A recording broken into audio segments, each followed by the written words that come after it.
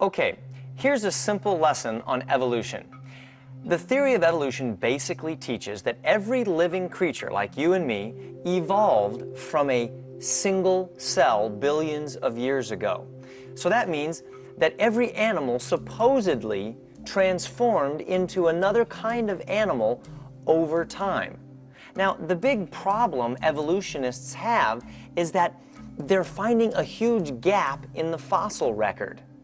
In other words, when archaeologists dig up the bones of these dead animals, they don't find these transitional forms that helped one animal transform into another animal. And if you don't have those bones, you can't prove evolution ever happened. Except for perhaps all this other evidence that we have to back up this statement, this claim of evolution. That's what they're calling the missing link. And there's not just one, there would have to be thousands and thousands of those transitional forms. The truth is, they're not missing at all.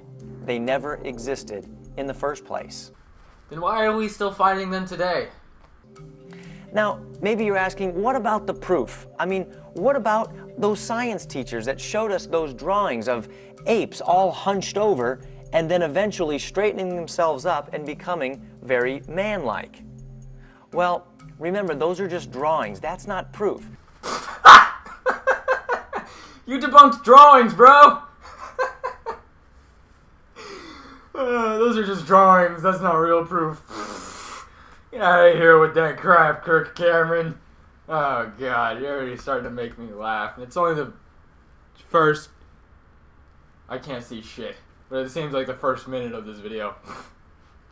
The real proof is in what we can find in the fossil record. And comparative anatomy, and embryology, and DNA, and species distribution, and observed evolution, and the predictive power of evolution.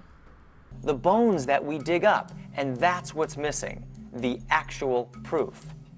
In reality, this is what scientists actually have. Me and the monkey, apes and humans. The supposed transitional forms are what are known as the missing links.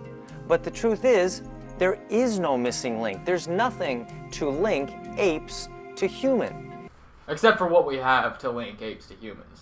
The supposed transitional forms simply don't exist, except in the imagination of evolutionists who want to justify their theory. If this were all to justify evolutionists' theory, there wouldn't be a theory at all. Nobody would agree with this crap. As a matter of fact, it would have been scrapped on the spot if this were all just to justify the theory. For instance, the amazing discovery of Lucy. But now, nearly all experts agree that Lucy was just the skeleton of a 3-foot-tall chimpanzee. Could you maybe cite your sources right here? Because I found nothing on experts agreeing that she was only just a 3-foot-tall chimpanzee. And secondly, if she were a 3-foot-tall chimpanzee, wouldn't that be evidence for evolution? Because we grew taller at one point, right? We're definitely much taller than apes or chimpanzees. Or Nebraska Man. They created an entire skeleton with arms, legs, feet, hands, even facial features when all they really had was one tooth, which later was found to be the tooth of an extinct pig. Or Piltdown Man. The jawbone turned out to belong to a modern ape. And of course, Neanderthal Man, whose famous skeleton found in France over 50 years ago was that of an old man who suffered from arthritis. Hardly scientific proof.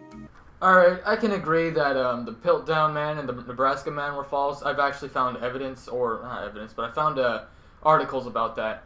And yeah, the only thing you've proven here is how science can be wrong. But that science actually tells us that it's wrong. It doesn't deny it being wrong. That's because, you know, science is only here to present facts, not lies. Thank you for pointing that out, Mr. Kirk Cameron. And secondly, this Neanderthal Man that you present here is just the skeleton of an old man who had arthritis. I've seen no articles about that. If anybody here has any, you know, research on. If anybody has any evidence that this guy was just an old man with arthritis, then please do tell me. But other than that, I've seen nothing that experts just agree that he was only just a fake or a fraud. Listen to what the famous Harvard evolutionary biologist Stephen Jay Gould said about the fossil record. The extreme rarity of transitional forms in the fossil records persists as the trade secret of paleontology. Quote mining! Yeah, so I did research on this, and the very first website, the very first link I found on Google was this link to many quote mines. As a matter of fact, the page was titled Quote Mines. So, good job on that one, Ray Comfort.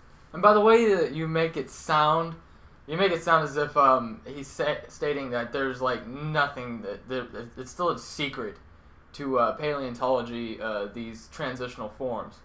When no, he's really trying to say in the full quote, Mr. Ray, that we can't find everything. It's probably not possible. It's not probable.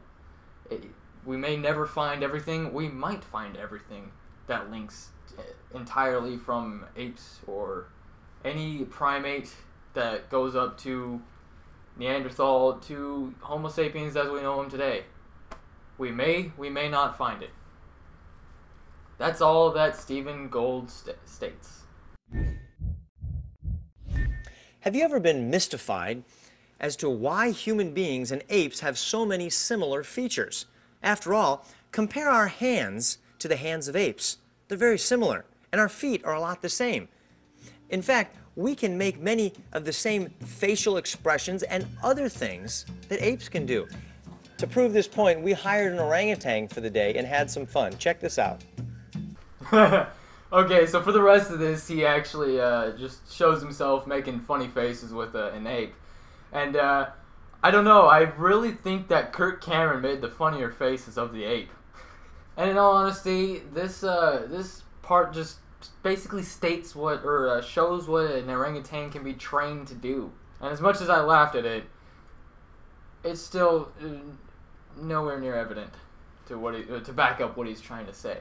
Does this prove that men evolved from apes? No.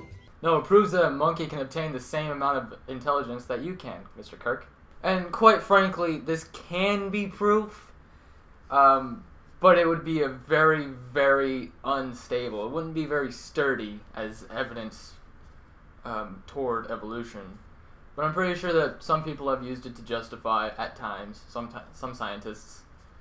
I mean, that's why it was studied. That's why it's been, the orangutan was trained to do these things. Otherwise, we wouldn't have any reason to try to get an orangutan to do the same things that we can.